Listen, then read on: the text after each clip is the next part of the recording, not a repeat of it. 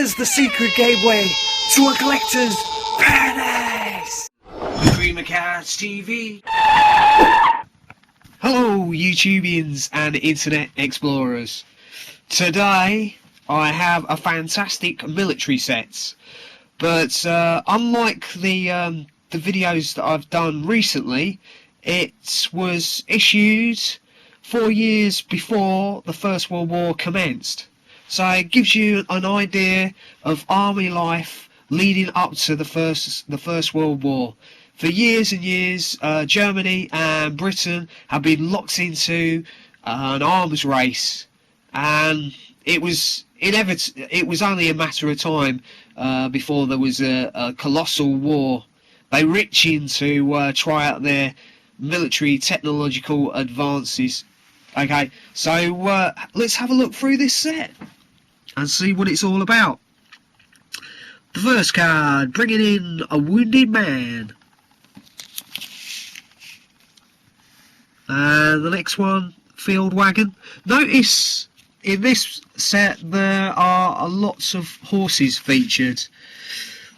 The horse was still a common mode of transport, and they were widely used in the First World War, despite the fact that the motor car had been around for 20 years.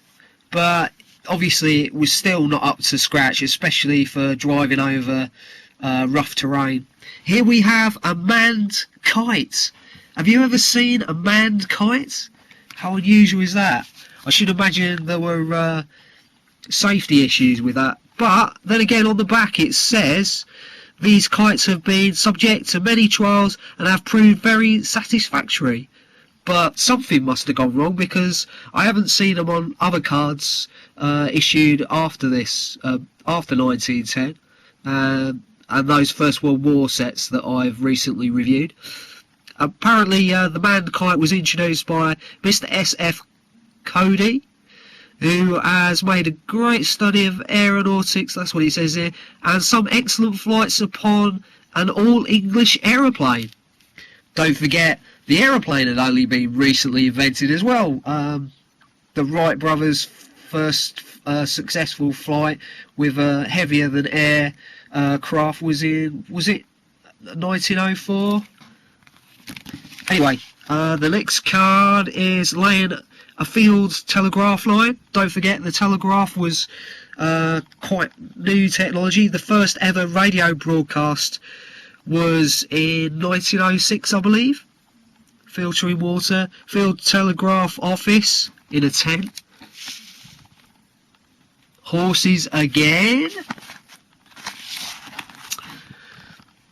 It's quite a mixture, this set. Here we have bayonet fighting. I mean, bayonets were okay in sort of Napoleonic times, but when you're coming up against a Maxim machine gun or the deadly artillery that they had in the First World War, it's useless. Lamp signalling.